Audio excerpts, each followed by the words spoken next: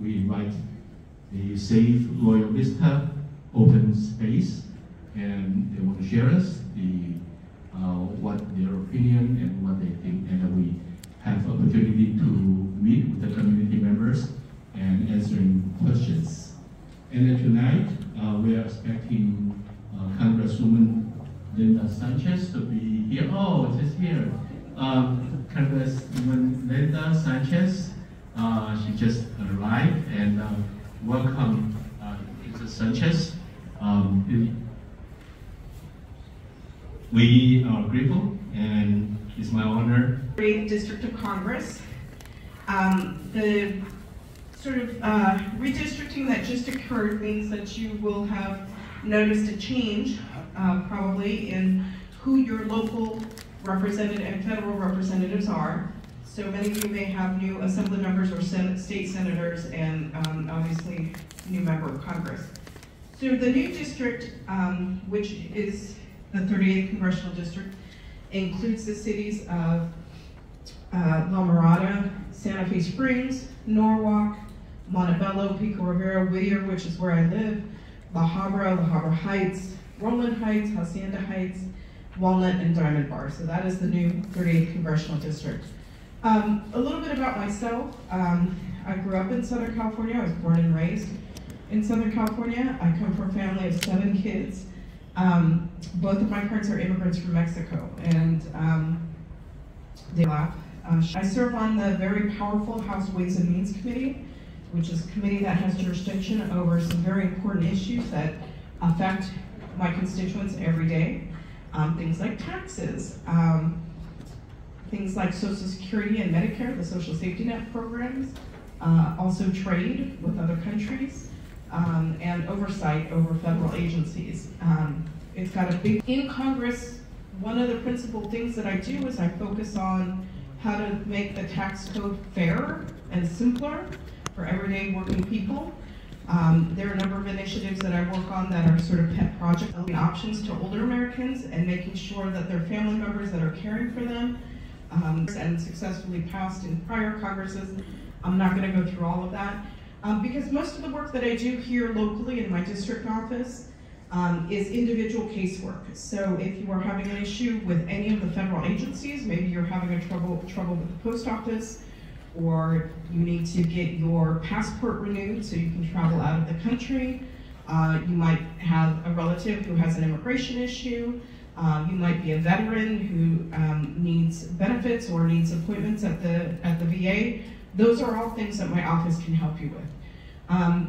Now I have to say this because people get confused very easily. In the jurisdiction of the state of California, you will go to your state elected officials, and then again, I serve at the federal level, so anything dealing with a federal agency, those are the kinds of issues that I take care of.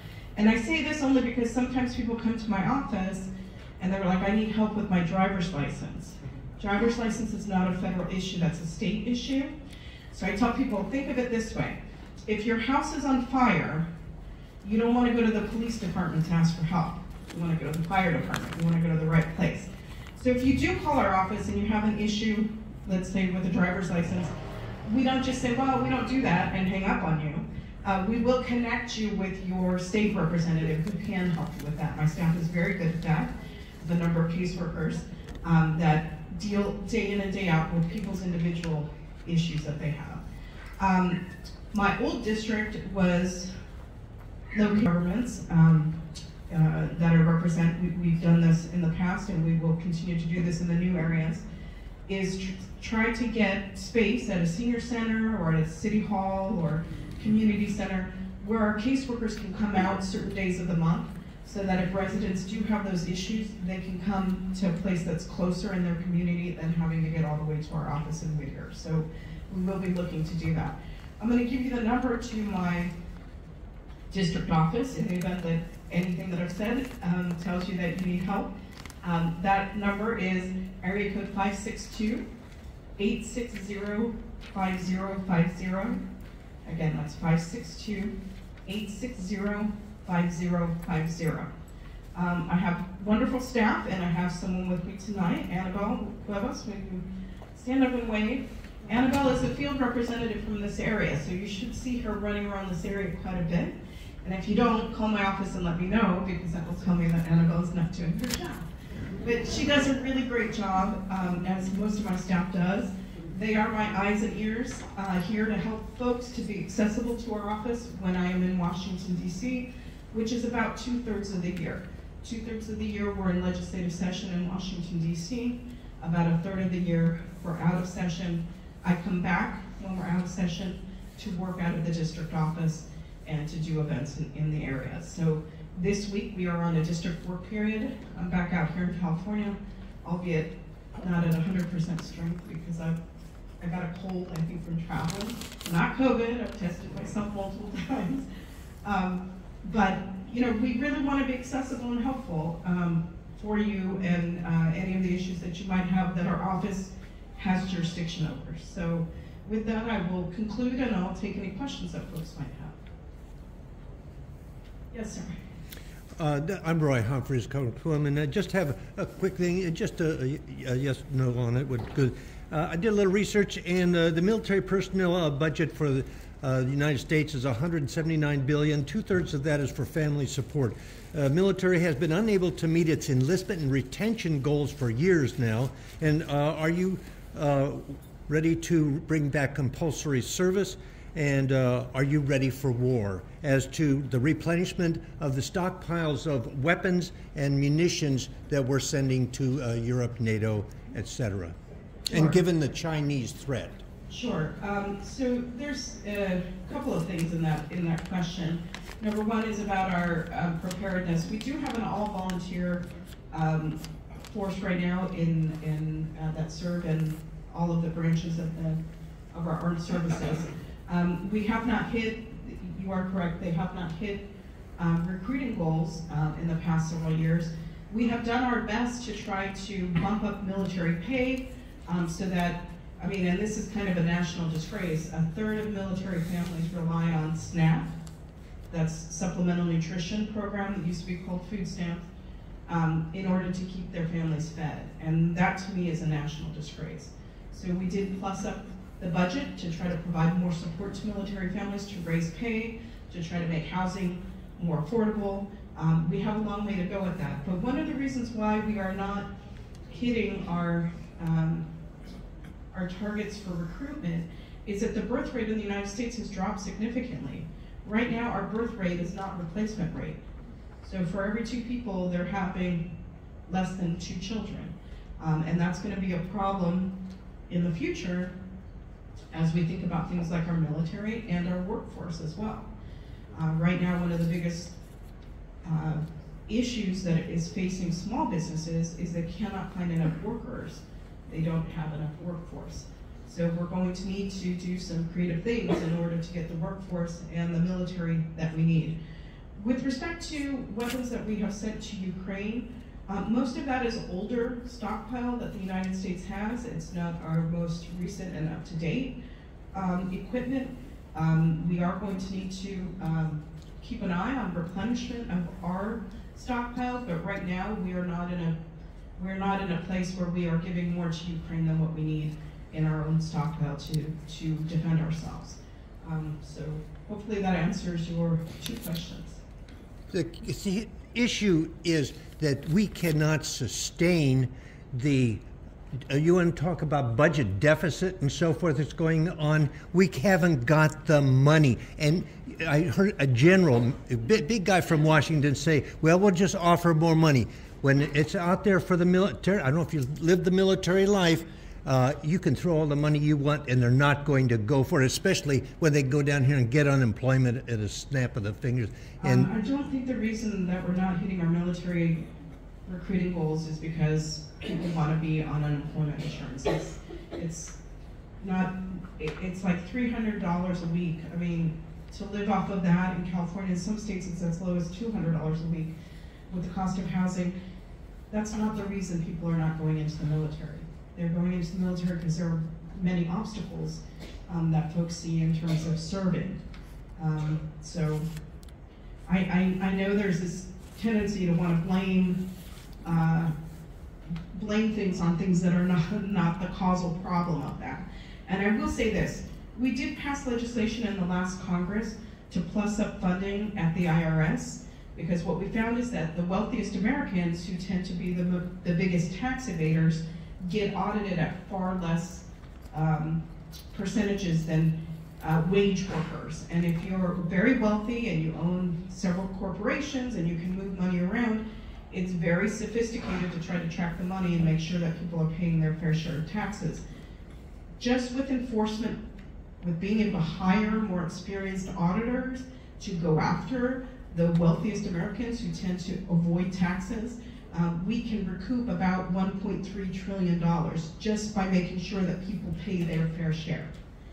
If you're a wage worker, all they have to do is match up your W-2 form with your employer form, and then they know whether or not you paid your taxes. With wealthy people, it's much more complex. And what has happened is we've had a lot of retirements out of the IRS, and they've been underfunded for years, so they're not doing the more difficult audits. With the more difficult audit, with the expertise and the manpower, woman power as well, to do the more difficult audits of, again, the wealthiest Americans, we can recoup the money that we need in order to do a lot of things, including plus up funding for our military or increased pay or benefits for those who choose to serve in the armed services.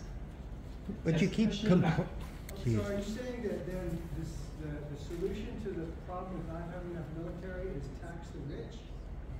No, it's taxes that the rich owe, but that they're not paying. If anybody here didn't pay their taxes, the government would go after them for the money. We are not adding any new taxes. We're just saying wealthy people need to pay their fair share of taxes. Most multinational corporations, most Fortune 500 companies, they pay single digits in taxes. If they paid a minimum tax of just 15%, which is lower probably than everybody's individual tax rate here, we could have the revenue to do the things that we need to do. But the problem is they have people convinced that somehow if we fund the IRS, it's going to go after everyday working people like us, and that's not true. What it's going to allow you to do is to get your refunds quicker and your stuff processed. It's going to allow somebody to pick up the phone and actually talk to you when you call the IRS. The problem is that it has been underfunded for years. So we've increased the funding, again, to try to recoup the revenue that people owe but are not paying. It's not new taxes, it's money that people owe that they're evading paying. Is that Yes. the solution you're proposing for It's one of the solutions to being able to offer better pay to the military. If we had the revenues, we could do that. But again, the bigger issue is our birth rate is below replacement rate. And that's going to continue. That's a trend that's continuing here in the country. So either people are going to have more children, or we're going to need some kind of immigration bill. Jesus. Yes. They're doing that a lot. We do that in many instances. I've been told that I'm going to turn over the mic. If you're interested in talking in further detail about any one of these issues, call my office and we will set up time to talk with folks about it. It's very simple. I'm not afraid of tough questions. We're here to answer it for you, but we have limited time at the hearing. You just increased the national debt $1 trillion. Please reach out to my office and we can make time to discuss those issues further. Thank you so much. Thank you, Linda. Thank you for supporting the Humphreys. And I guarantee Mrs. Sanchez is very accessible. I called her office this afternoon, and she answered the phone personally. I also was surprised. She's a very, very busy Congresswoman, but we appreciate that. Thank you for your support. Thank you. Thank you. And before you go, I'd like to introduce my board members. Board members, the Vice President, Ms. Kramer, and Vice President Henry Wu, and board member Yvette Romo, and Mrs. Buenas. Yeah. Would you come in here then? Linda, I don't can see you. Yeah. Linda Guo, and in the back. And the members, could you come here and then we take a picture together with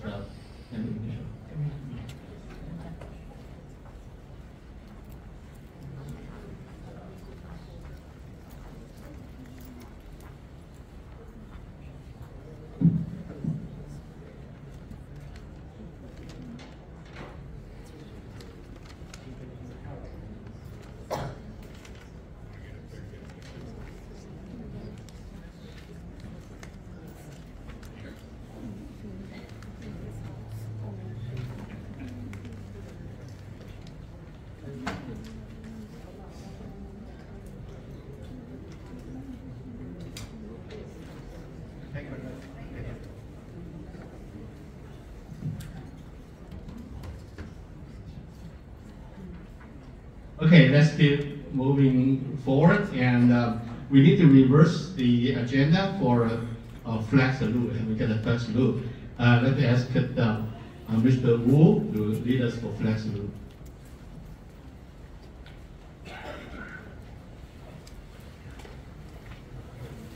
Stand, hands over your heart, and begin.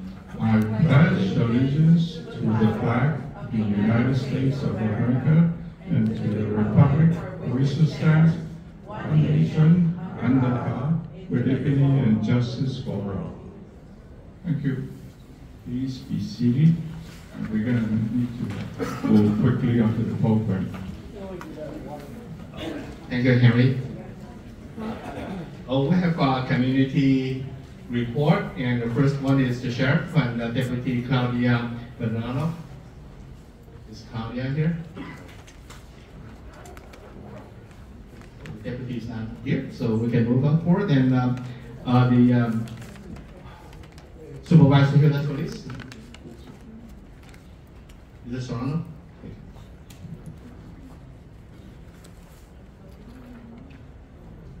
Good evening, everyone. My name is Ryan Serrano. I'm a field deputy with the Office of Supervisor Hilda Solis. I just wanted to provide you with some brief updates of events going on in the community, as well as some of the service calls we've received. So the last month we received a litany of calls for service in the community. The top 3 calls we received were regarding people experiencing homelessness, as well as cart retrieval, and the downed branches over at multiple parks, both Gloria here and Trailview Park. I'm happy to report that the branches have been removed from Trailview Park, and the branches at Gloria here Park are being scheduled to be removed. Additionally, I'm happy also to report that we were able to connect with Public Works as well as LASA to provide outreach at Hong Kong Plaza, and there has been a cleanup at that location. And then I also did want to provide you with some information on some coming events. So you can find all these flyers over at the table over here. The first one I want to share is the literacy event we're going to be hosting with the Roland Heights Kiwanis Club. That's going to be on March 4th. It's going to be a great event. There's going to be free books for kids and adults alike, as well as the LA County Makemo Band, which will be out providing books and activities for the kids. I also have some information here on a new program available through LACTA for our senior citizens that are looking to have improvements done on their home. Up to $15,000 grants are available. For more information, please call the number on the flyer. The next one I have here is a QR code, but you'll see that there's also a fact sheet over there. This is through the Department of Economic Opportunity. They're providing grants for micro businesses. This is phase 3 of their Get Back to Business campaign. And then coming up on Thursday, February 23rd, we're having a Faith Leaders listening session in unincorporated Belinda, just right over the 60 freeway here. If you have any faith-based leaders that are looking to find out how they might be able to partner with the county, this is going to be a great listening session, and that's going to take place on Thursday, February 23rd, 10 to 12. And then finally, I did want to share, we will be having a listening session for Care First Community Initiative in the city of Pomona. That's taking place this Saturday, and there's still opportunity to RSVP, so if you want to find out more information about any of these great events, The information is over on the table, or you can come up and ask me. I'm more than happy to answer any questions. And with that, I'll open up the floor for any questions you may have now. Yes, Roy. As you noted that the Hong Kong or K2 site had been cleaned up to include the Ghetto cans were there. It was really a breathtaking situation that I observed today, and it'll be on my YouTube channel. Anybody just go to Roy Humphreys, and it'll be up there tomorrow. But the sign, which is strangling off here, 40 feet in the sky there, and James Yang knows well about it. This has gone on for almost a year now. But also something that really these people, and you're going to be able to see it on my YouTube channel, that Ryan Romo over there with the channel, the storm drain channel. I was over there today, the 3 sites there really did a super job. You'll be able to see that they posted, hey, pick up your stuff and get the hell out of our channel here, or we're going to, and that's what they did. They cleaned the whole thing up. It got it really, and it's something that people should know about, and it gives credit to the county and what they're doing to get the ghetto out of Rolling Heights. The only thing is we're still working with the Martinez property over there, and that'll be on my YouTube channel also, the burned out shell with the transients going in and out day and night. Where's the county on that? And you've known about that for almost a year on that. So, and did you memo the shadow, better known as Rolling Heights Roy or Humphreys, on this situation after all the time I put in on it? No. But hey, we take what we can get, right, folks? Thank you. Thank you, Roy. I don't think I heard a question in there, but thank you for your comments. The memo, where's the memo? Sir, I did see your hand up. Do you want to go ahead and ask a question? Yeah, I don't know. You were passed on Fullerton Road. Maybe, is that part of your jurisdiction? What's with that overpass? Thank you for forever to get it done. So, I do know that they had some setbacks with some of the rain that we had at the start of the year. They have informed us that they are working to go as quickly as possible. Unfortunately, we know that sometimes that doesn't necessarily take place. What I can share is that they said that they're currently on track to finish completion, I believe, mid-2025.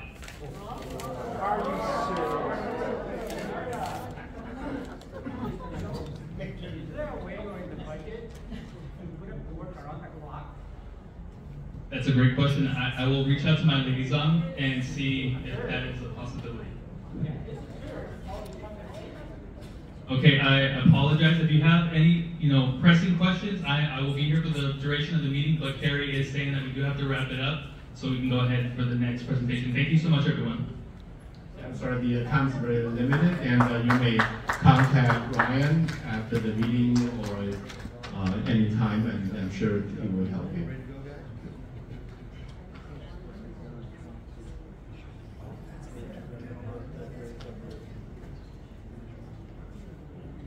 Okay, the next, presenter, we invite the Lisa Calderon's office, Assemblywoman's office, Ramon.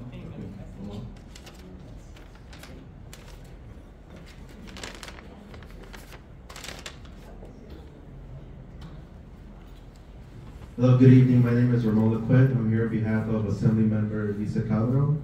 I started early in the legislative year, but I want to go over a couple of bills that she's working with up in Sacramento.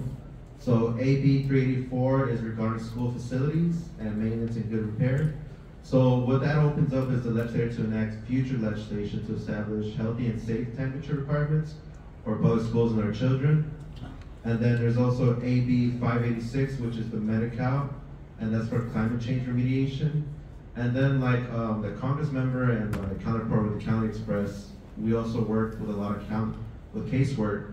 So if you were to call our office and need assistance with like the DMV, with getting your driver license or unemployment, or even if you ever received an update on your franchise tax board, such as the middle class refund, you can follow up with us. And I can leave you my phone number, and I'll be here for the duration of the meeting to come up and ask me questions. You guys have any questions? Thank you, Ramon. Ramon, just one very quickly. And the County Board of Supervisors brought it up their last meeting, that there is quote, an epidemic of congenital syphilis in Los Angeles County. That means babies born with syphilis, okay?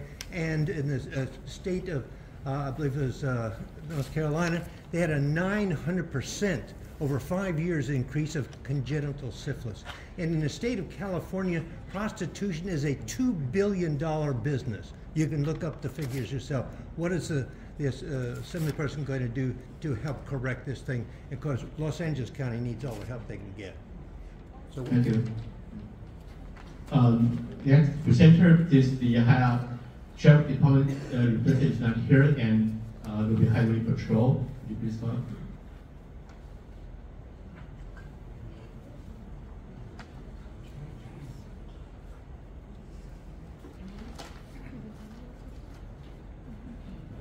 Good evening, everyone. Officer Jules and Calderon, I patrol at the Santa Fe Springs area station. I just have a few things. I'll be quick about it. Just some statistics since we last met. We had a special enforcement detail specifically monitoring commercial vehicles along the 60 freeway. This was last Thursday, I believe it was. And in an 8-hour period, there was we had 5 officers and 1 sergeant. We issued 126 commercial citations for various violations, mechanical and moving violations, vehicle leveling, speeding, whatever it might be. So we were out there really hammering. We got the word out. We were well known. I think it was on ways that we were out there and people were aware of us. So that's what kind of our point behind it was, to get us out there and be aware and lessen the traffic collisions involved in commercial vehicles. Our station, Santa Fe Springs Station, we just kicked off our senior volunteer unit. We now have 8 members. If you'd like to be a member, you just have to be 55 or older and volunteer 4 hours a week. They're going to do various things for us within the station as well as outside the station as well. Kind of be our eyes and ears and help us officers out and give us a hand and kind of an extra set of hands for us, if you will. And last night, everybody knows, was the Super Bowl. So at the very end of the Super Bowl until 6 a.m. this morning, we make 10 DUI arrests, all for people celebrating a little too hard for the Super Bowl, whether you like it or not. So that's all I had. If anybody has any questions, comments, concerns, traffic complaints? Yes, sir. Yeah, I raised this issue a couple months ago, and that is the number of semis that are using Fullerton Harbor. Yep. Yeah, I would really appreciate, one of your details to come off the freeway, Yep. okay, and hit some of these guys up. Yes, definitely. We after you spoke, I think it was 2 months ago we had that. And I went out there a couple days after that, and within like a 3-hour period, I issued six citations. Yeah, which the vehicle was overweight. So we will be out there again. I'm not going to give you an excuse on anything like that, but we will be out there. We just try not to be hit every single day, because then they catch on to us, and then we're there's no sense in fishing in a spot there's no fish. Get this guy. So it's good. Yes, sir. I just want to echo the same comment for Brea Cutoff, which is parallels Fullerton, but it's in between Pathfinder and Colima. And that road has got 18 wheelers on it. Is it posted? I live right on it. We can't even turn out. Is it posted with overweight vehicles? No. Google Maps directs them so that they drive up and down. Because if you're going from Orange County to LA County, Oh, yeah. It's a Google Maps tells you to get off 57, get up on Brea Canyon Cutoff, go over down to Colima, pass, and get on the 16 into LA. It directs them to do that. In the school, There's a school, yeah, they rush through a school. They go from 80 miles an hour to 25. Okay. And it's a 2-lane road, it's crumbling, and there's no sidewalks, and you can't. Okay. That's actually our Baldwin Park area. I'll forward the information to them. Baldwin Park? Yes, everything It's east. right here, I've lived there 25 years, that's not Baldwin Park, that's Roland, that's not. No. Our Baldwin Park CHP office handles that jurisdiction. So that's what I'm telling you. Not the city of Baldwin Park. I know what I'm talking about. I've been doing this for 26 years. This is my first day out here. So that area is our Baldwin Park CHP jurisdiction, and I don't want to take any work away from them, so I'll forward the information to them. Thank you. Roy, one last question. To this gentleman's issue here on Fullerton, it shouldn't be an issue, but Janice Hahn pulled the funding for widening Fullerton Road there, which it's meant to accommodate all that heavy traffic coming over the hill. So, and for the other gentleman over here, once that fairway thing is widened, and the traffic for that going over the hill there is going to be widened out, and it's going to be truck city. Thank you. All right, thank you. I got again, the time is very limited, and thank you very much for doing the call. Okay, let's move to the first presentation. I'd like to invite Mr. Kyle Miller, and he is going to share with us the latest new California state law. Mr. Miller. Thank you, Cary. If you don't mind, I'm going to use this podium over here so I can set my paperwork down. Glad to see a full house. I was here, I believe, last month. It wasn't as full as this, so this is great. My name is Kyle Miller, and I'm from the office of Senator Bob Achuleta from the 30th District. Roland Heights, we redistricted, and Roland Heights, as well as many East San Gabriel Valley cities, became part of our district. So we are very glad to be here and looking forward to representing. So I want to thank Cary for leading the meeting and being the chair and doing all the good work he does. And he asked me to go over some bills that went into effect in January on some specific issues that I understand the group was interested in. So I'll just plug along, and then at the end, if you have any questions, I'll answer them as best I can. So one of the first things he talked about, or he wanted to get some information on, was the high oil prices and gas prices, and more broadly, the volatility with gas prices. And that one actually isn't a bill at the state level, but I will tell you that the governor has requested that the legislature consider and meet in special session to, number one, deter the price gouging by oil companies imposing a financial penalty on excessive margins, and with any penalties collected to be returned to Californians.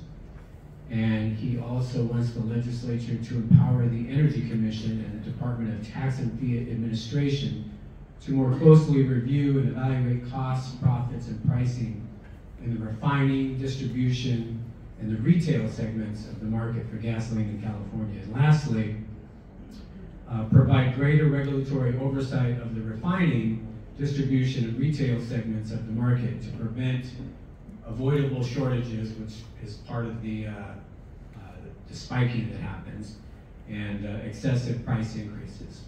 So there's still no language available on that, but I'll be happy to follow up when that moves along. The second item that Cary asked me to talk about was the issue of jaywalking.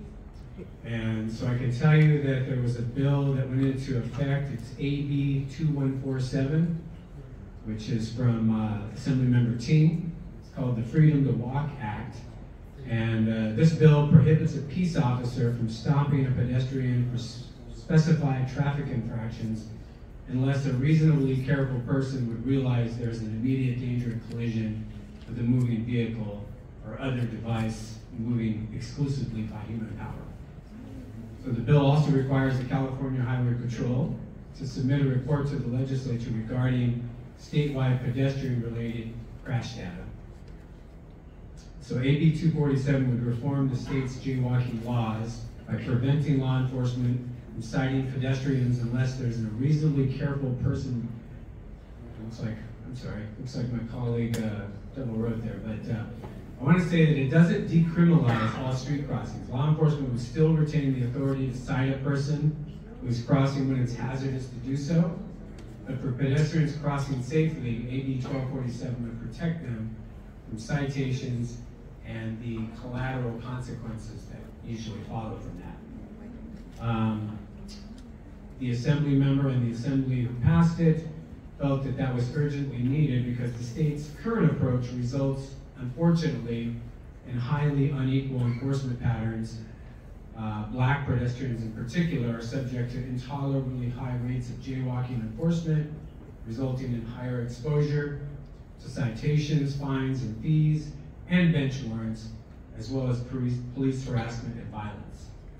Based on data from police departments in Long Beach, San Diego, and Bakersfield, they found that black people were, African Americans were 5.18 times more likely to be cited for jaywalking than white people, proportional to their share of population. So that was signed by the governor and went into effect January 1st, 2023.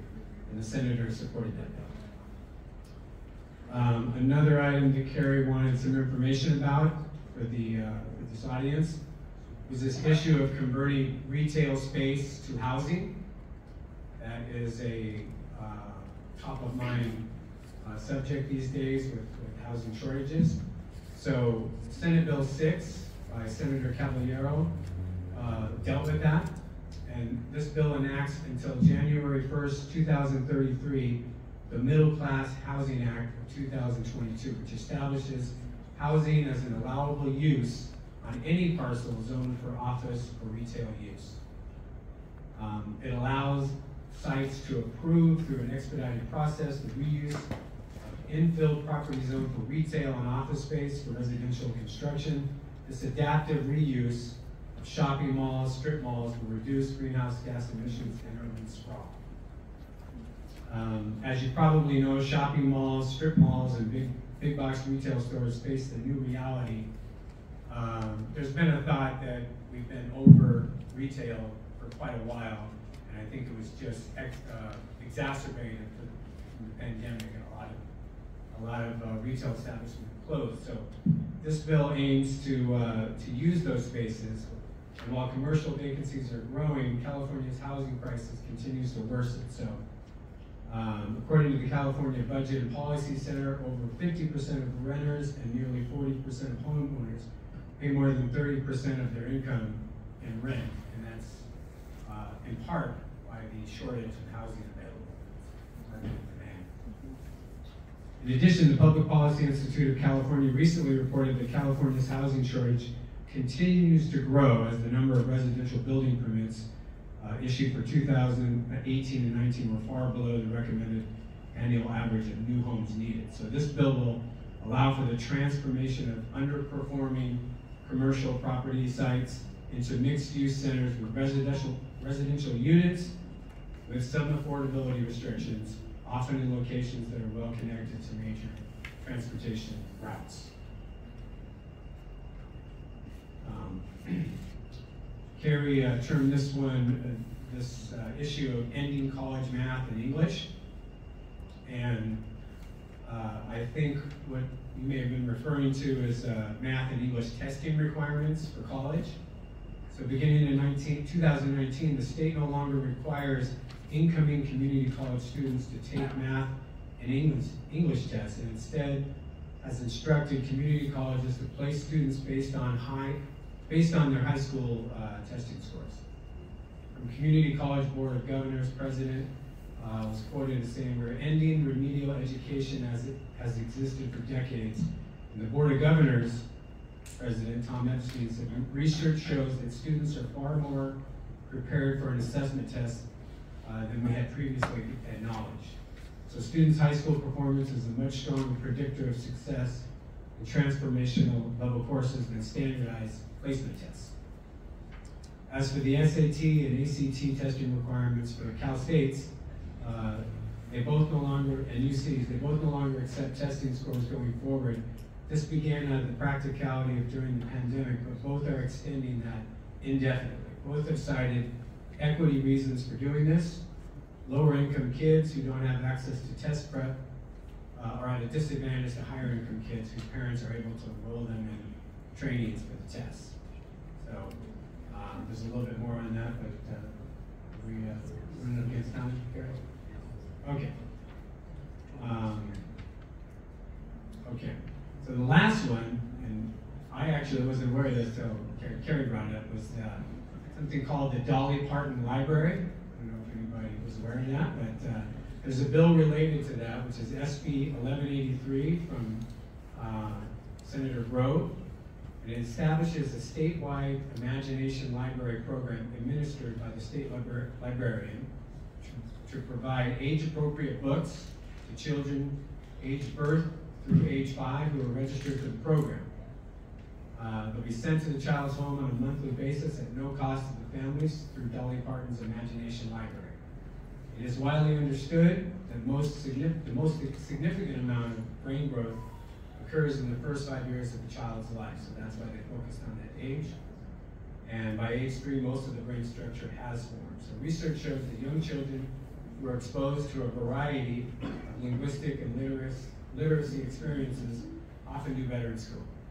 The bill implements funding provided in the 2022 Budget Act for statewide Imagination Library programs. Specifically, the Budget Act of 2022 by a supplementary bill by Senator Skinner provides $68.2 million in one-time general fund funds for the state librarian for the statewide Imagination Library.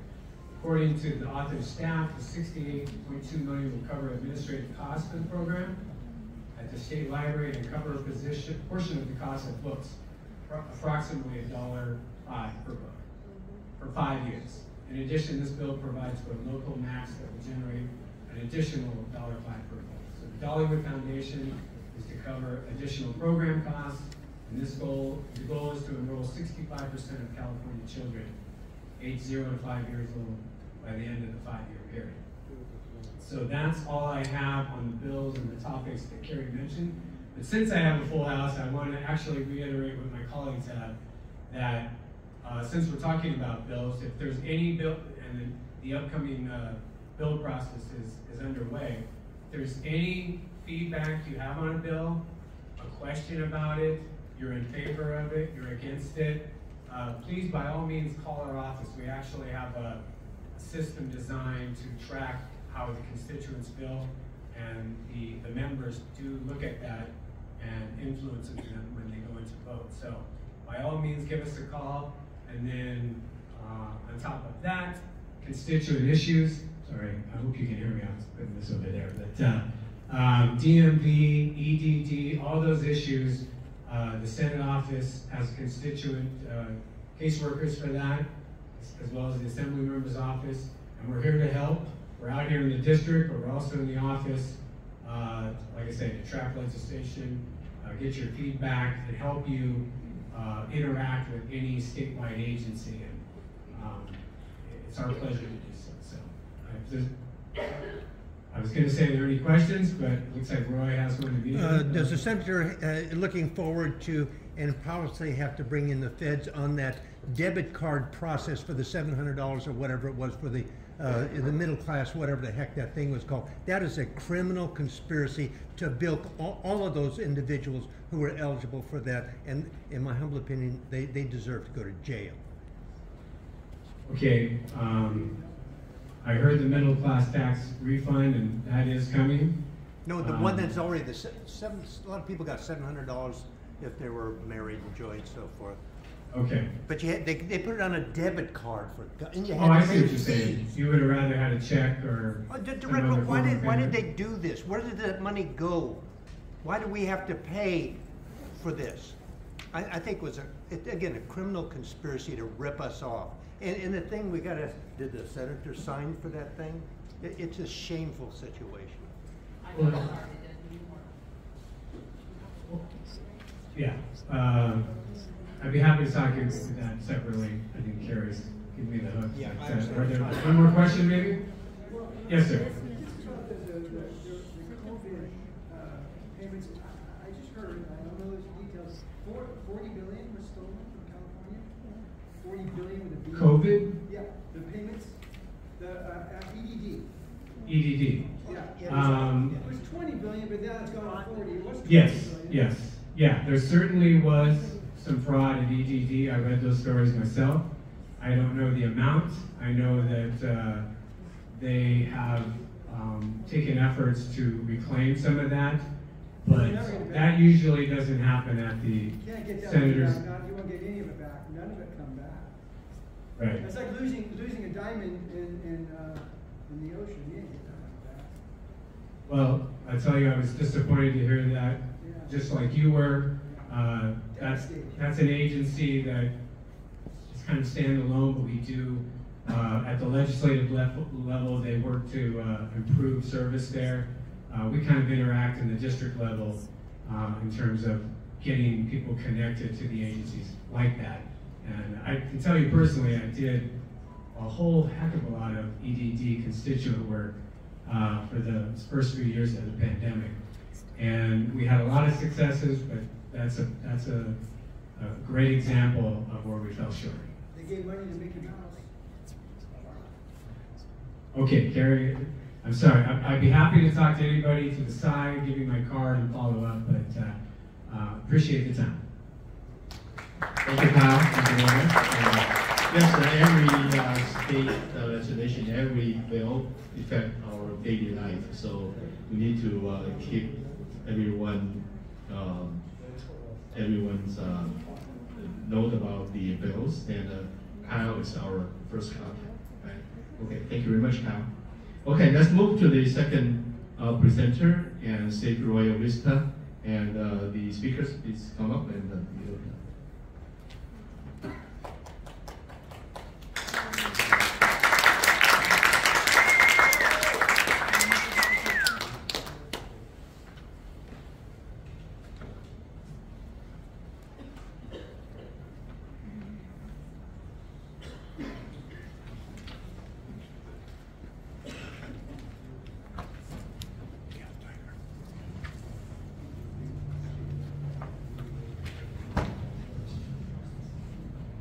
since our time is very limited, so after the presentation, we have a question and answer session, and I need to ask everyone come up to the mic in the middle aisle, and each one limited to 3 minutes, including answers.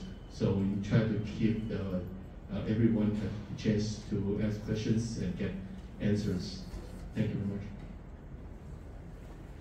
Hi, my name is Linda Hines, and we come here to you tonight to talk about an opportunity to stand up for the health and the welfare of our community, to keep a legacy for our children and our children's children. This is really not about what's best for just our group of homes, and not even what is best for the community of Rowland Heights. It's what's best for the future of our community and the surrounding communities of Industry, Diamond Bar, and Walnut.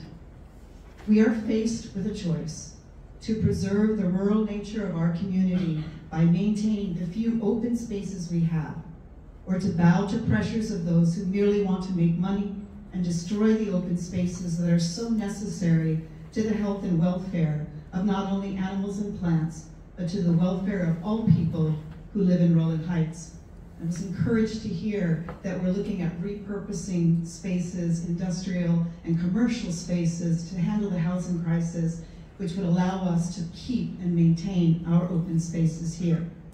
You will be hearing from several concerned community members who will outline the negative effects of the proposed development of Royal Vista on all of us who pass through and live in the Rowland Heights community.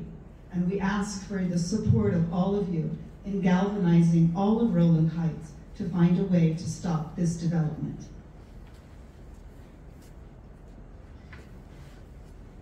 Where is Royal Vista? As we have talked to people over the past year and a half, that is a frequently asked question, and they think, oh, is it the golf course by the freeway on Grand where they cut down all the trees? That's a common misconception.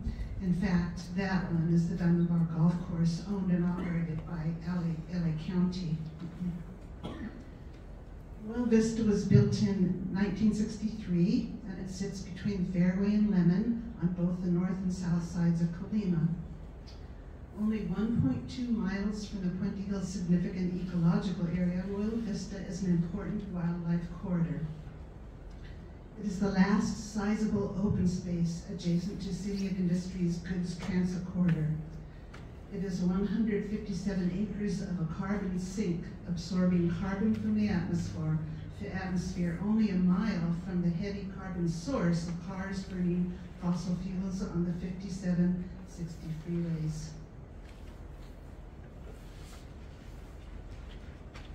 So why do we oppose the development? Number one, An important legal document called a Declaration of Protective Restrictions, dated December 26, 1961, states certain parcels shall be used only for the purpose of a golf course until 2036. RVOS acknowledges the course is on private land. However, the county should not act in a manner inconsistent with the property rights of surrounding homeowners. The development is also inconsistent with the Rowland Heights Community General Plan. Quote, the areas designed as open space are intended to remain undeveloped for the life of the plan. That can be found on page 17 of the general plan. The red and blue on this map are the proposed development. The area in yellow is the Cary property, and that area is for sale. The Realtor's example map of uses for this property shows over 400 homes. If the Royal Vista residential project, 676 acres, are rezoned for development, it will open the door to the entire 157 acres of open space to be rezoned. If the 76 acres are rezoned, this development will create a ripple effect of hundreds more houses than the 360 units proposed now. 2 months ago, residents have observed surveying and core samples taken on the yellow area portion of the Royal Vista. So it's eminent. Valley Fever, there will be grading of 3.62 million yards of soil, equivalent to 1,000 Olympic-sized swimming pools. The grading and building is expected to continue for 1 to 2 years. Valley fever is on the rise, as you may have seen in recent newspaper articles, including the LA Times. Valley fever cannot be tested until the start of excavation. Valley fever symptoms. One neighbor was diagnosed with severe valley fever during another development directly south of Royal Vista. Dust and other contaminants emerge during construction and can potentially cause or aggravate asthma or lung illnesses.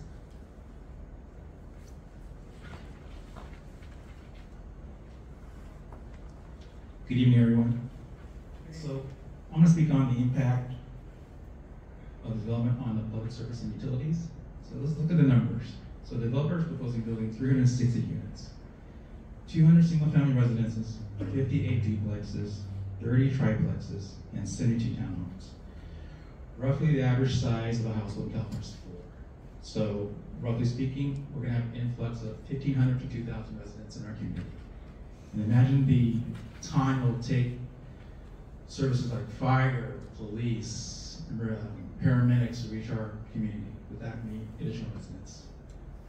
Another issue is going to be the water supply. Is there sufficient water supply? Adequate water and sewer infrastructure available to meet the new demand? The combined water usage of every household in your community collectively puts a strain on your local water supply. The higher the total use, the more water has to be treated and distributed to meet increased demand. As we all know, California experienced years of drought, and we're under strict water usage rules, and we expect those water restrictions to continue for the foreseeable future. Existing residents should not have to endure further declines in service quality. Adequate infrastructure and services are essential for community health, safety, and quality of life. And another important factor is that the Rowland Heights golf team uses the golf course to practice and play their matches, and I believe this is important for our youth in the community. Good evening. My name is Adele Prince, and though I am a resident of Walnut, I am part of this community issue, and I am deeply, deeply concerned about the effects of the proposed development. This proposed project will consist of 360 new homes. It is safe to say that each new home will have a minimum of 2 cars. Accordingly, there will be at least 720 additional cars as a result of this project. The primary streets utilized for these additional vehicles will be Colima Road and Walnut Avenue South, Walnut Leaf. According to the developer's map, the residents of this development will use these 2 roads for entrance and exit from their new homes. Now, the two major access streets to the 60 freeway will be Lemon on the east side of the project and Fairway on the west side of the project. Currently, utilization of the Lemon 60 on-ramp at 7:30 a.m. or 5:30 p.m., one must wait at least 2 complete light changes. Then, once you reach the on-ramp, there is another wait at the signal to enter the freeway, and there is an additional backup there. For the westbound entry to the freeway, there is no light, so you must wait until there is a break in the traffic, which can be lengthening. It is very plausible that if this project is approved, the additional traffic attempting to use this on-ramp will become dangerous, as so many cars will be backing up on Colima in order to use the Lemon entrance. This situation puts drivers, passengers, and pedestrians at risk. To wait for fatalities to occur before we act is unconscionable. These additional vehicles will also add an excessive amount of air pollution to a very small area. These additional cars will increase the amount of carbon monoxide and nitrogen oxide into the air. The EPA has stated vehicles are an undisputed mobile source of pollution. The percentage of air pollution by vehicles is higher in urban areas and even more so where near a major highway such as the 60 freeway. Each gallon of gas burned by a car creates 20 pounds of a greenhouse gas which causes cancer, asthma, eye irritation, heart disease, and birth defects.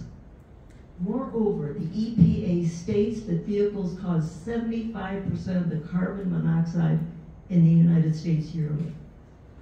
Do we want these dangerous pollutants in our area? No.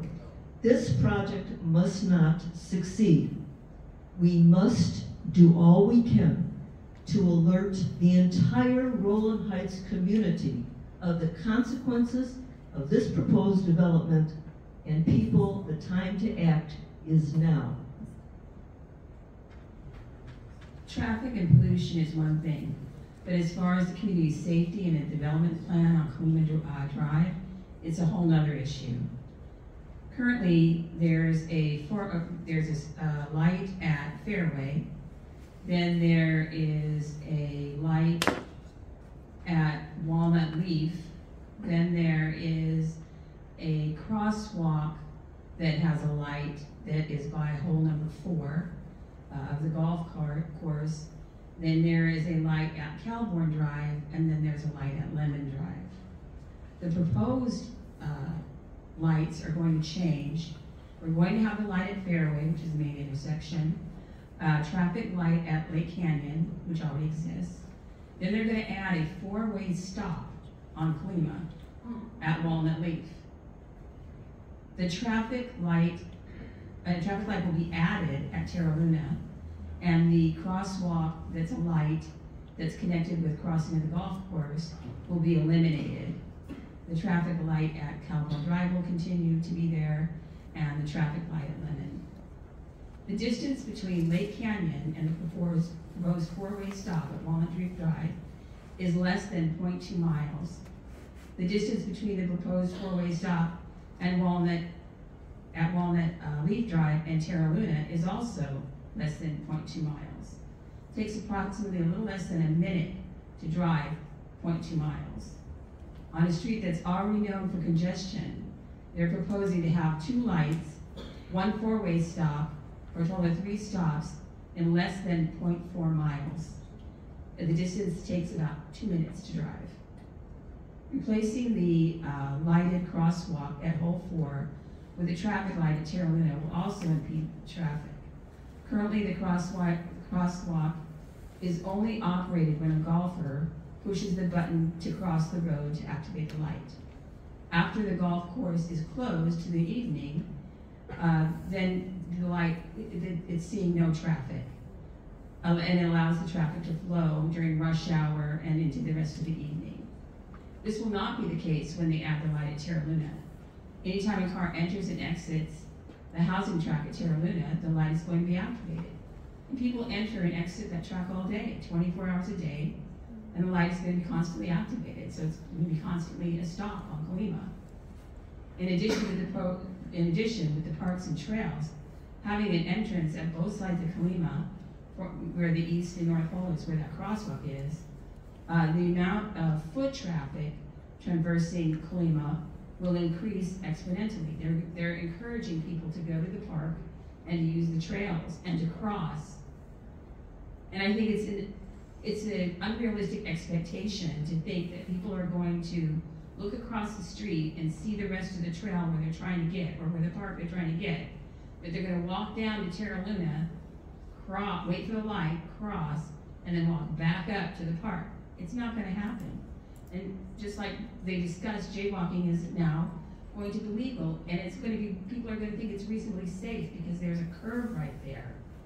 And so when people are going across there, by the time that they look up and see a car coming around the curve, you're already going to be in the street. It's going to be too late. If they really want to create, I'm not a fan of the park at all. I think it's a crime magnet. I think it's going to attract homeless. I think it's going to reduce property values for every single home that backs to that golf course. Many people with low fences, and the development does not propose any kind of additional fencing. So I'm not a fan of the park. But if you want to talk about safety of the community, there should be no entrance to the park off of Colima. It should not, nobody should be able to enter there. That would eliminate people trying to cross the street. And if you have a park there, you're also going to get people that are going to want to drop off kids or pick up kids off of Colima. And now you're having people stop at the park entrance. This street is not designed for parking and stopping in any way, shape, or form. The speed limit is 45 miles an hour. This plan for Colima Road is dangerous, it's reckless, and it's going to cause gridlock and potential accidents that could cause loss of life. It's a serious issue for anyone who already drives down Colima Road and knows what that traffic is like.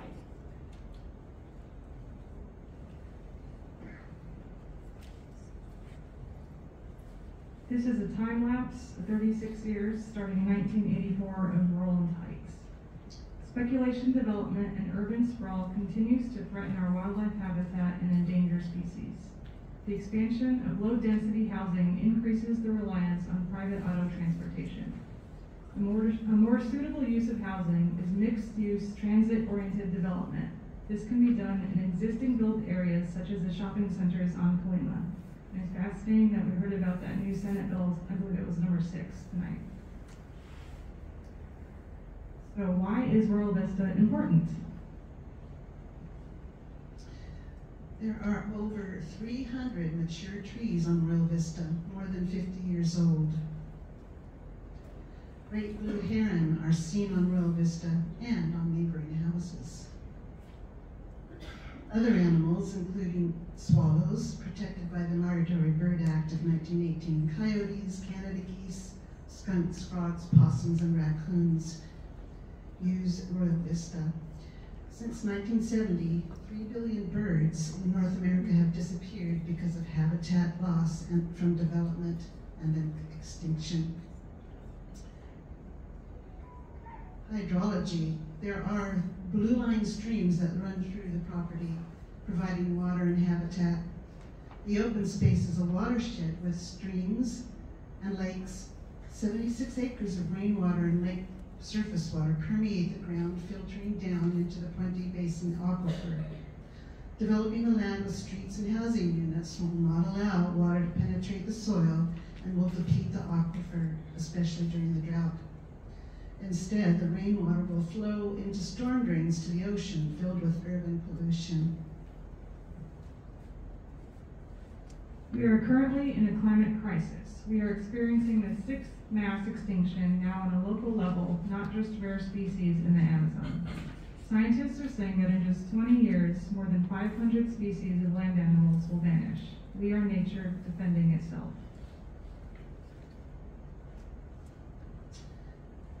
The park needs assessment of 2016. In Rowland Heights, only 27% of the population live within 1/2 mile of a park. The county average is 49%. East Rowland Heights does not have adequate park accessibility. This map shows that East Rowland Heights is in a high park needs. The community has expressed the need for a park in East Rowland Heights since 2016. It is not equitable to put the developer's interest above that of our community. The developer's proposed added parks and trails are not adequate. The developer is giving us 5 acres of highly sloped, practically unusable parkland, while in reality, 76 acres of green space is being taken away. Our vision for the open space. Nature-based climate solutions are critically important for local communities. We must protect the wildlife corridor that runs to the Puente Hills, and there's a photo of a coyote drinking near Royal Vista. The corridor is critical to supporting biodiversity and helping species adapt to climate disruption. We can enhance passive outdoor recreation opportunities for park-poor communities. Ecosystem restoration for biodiversity protection. Now, about the development. The number of units has increased from 321 to 360 units. The developer added triplexes and duplexes at the request of LA County to have diversity of housing. As we heard earlier, there's 200 single-family houses, 72 condos, 88 duplexes, triplexes, with 2 public parks, a 2-acre dog park, and a 5.81 park with possible active sports facilities such as basketball. The developer is currently on step number 7, the preparation of the draft environmental impact report. This does not mean the project is approved. You have heard of the lasting effects that will diminish the health, safety, and peace of mind of all residents of Rowland Heights and its surrounding communities. The project will, in effect, destroy the nature of Rowland Heights. We choose to live here because of the open space it creates amidst 12 million people. We choose to live where people care about preserving all of life, and we need every square foot of open space. Surely with creativity, foresight, and planning, we can create a community where we fight for preserving the rural nature of Rowland Heights. We can make a difference for us and for our children. The health and well-being of everyone is at stake. Please help step forward to create a new vision for what Royal Vista can become. So, how can you help? Here's some immediate actions you can take now. 1, you can sign up and become a member of our nonprofit group for free. You can take some flyers to distribute in your community. We have stacks over on the table by the entrance. You can send an email with your concerns regarding the development to the emails listed on the slide. Feel free to take a picture, visit our website for more information, and you can always support our fundraisers or donate via our website. All proceeds go to our legal funds. Now we will open it up to any questions.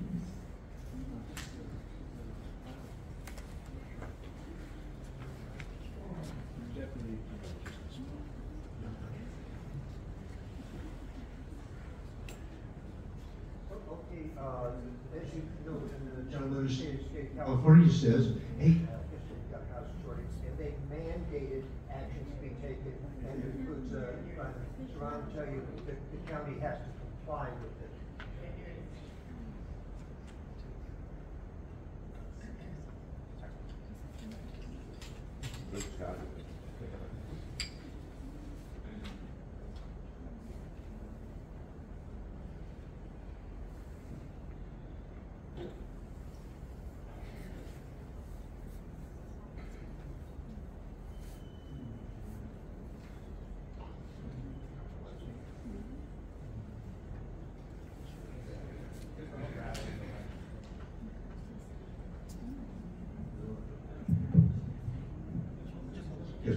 Oh, okay, and as Ryan Serrano can tell you that the county has to comply with these things. And if you say, okay, not here, then where? And you're going to run into the same portfolio of negative aspects, no matter where you put it. We're going to put it on, how about the Arrow Oil or the Phillips Ranch or over, it's going to be the same, or similar impact, not exactly the same. And folks, the world has changed. As private property, they have their rights, and you know, yes, Ryan, we have the last of the public hearings. When is it going to go on the agenda for the?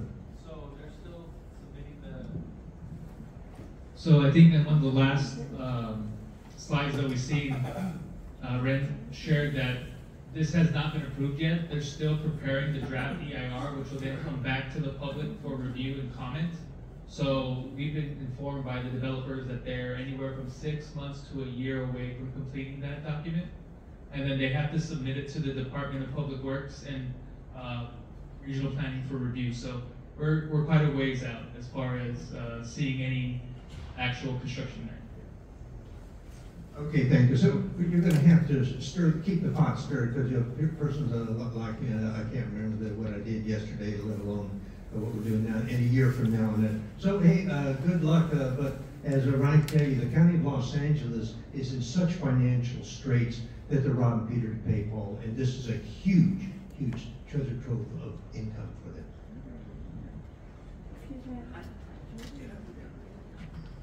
First of all, there's a deed restriction on the land. They are obligated to the neighbors, and they should have come out and said a long time ago that they weren't profitable and that the land was no longer viable for a golf course. They didn't. According to the deed restrictions, they don't have another bite at that apple until 2036. We expect them, just like they expect us, to abide by the deed restrictions on all of our properties. Second of all, you have other places that you can put this where you're not disturbing so many different neighborhoods. These houses are dispersed in different sections, 200 near this person, 76 near this person, 22 over here, a house there, a house there, a house there. You're dispersing the houses within like 5 different tracts. If you look at something like the 20 Hills Mall, that area is designed for the kind of traffic that real affordable housing could be made there.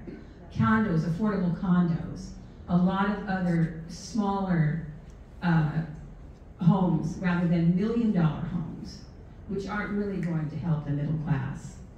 There's a lot of issues and the disturbance that it's going to cause on not just one person's neighborhood, and not just another person's neighborhood, but about 5 different neighborhoods.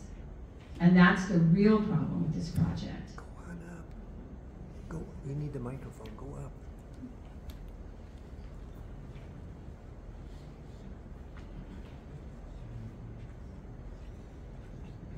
Good night. This is an idea. It may not be the best, but it can save much of nature. People that own that really want money for it. So I was thinking about this. Why not sell it to the cemetery? And they make a cemetery there. The trees will be saved, the grass will be saved, and the people that own it will get money for it. And we will not have the traffic or anything. So I think you guys should see all this.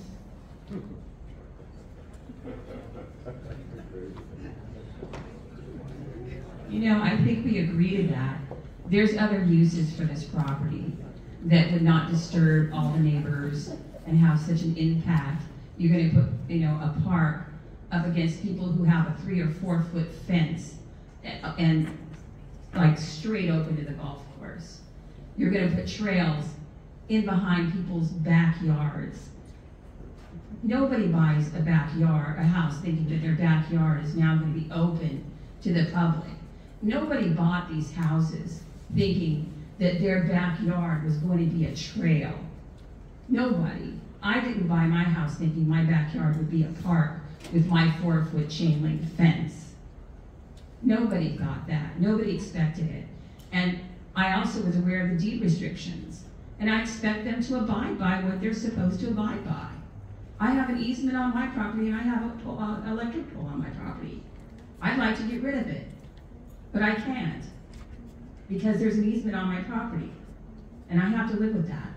And they have to live with what those deed restrictions say. We expect them to be good citizens and abide by the rules.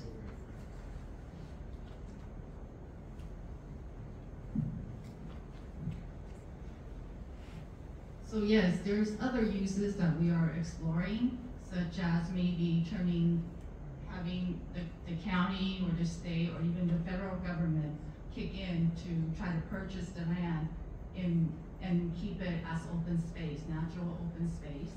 So that's what we see as our vision eventually, because if it's in private hands, and this is Southern California, so if it's in private hands constantly, and this is our third time around for all the residents that have lived here, we have fought it twice, and so the long-term solution is that we would like to see the land preserved and be owned by a nonprofit.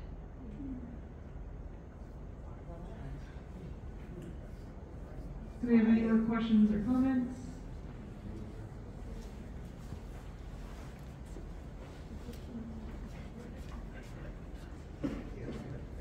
Ladies, good presentation. This is more a comment or a question to the Supervisor Solis' office. So, Ryan, please pay attention.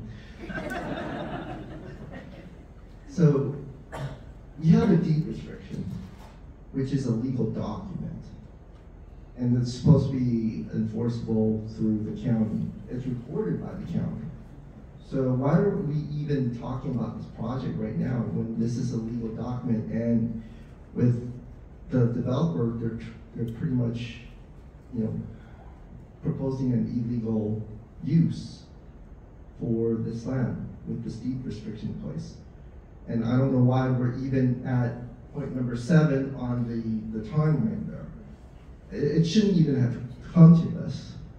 And the supervisor's office and the regional planning commission, we mentioned this many times, and you guys are just breaking the law and not supporting our constituents here.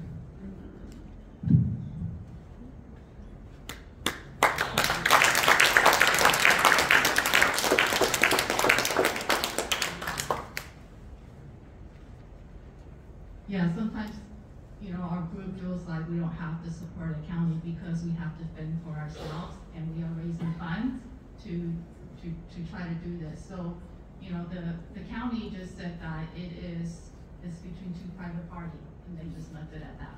So that's why we have established our nonprofit. We are raising funds. We do have an attorney that we have hired, and we will see what happens.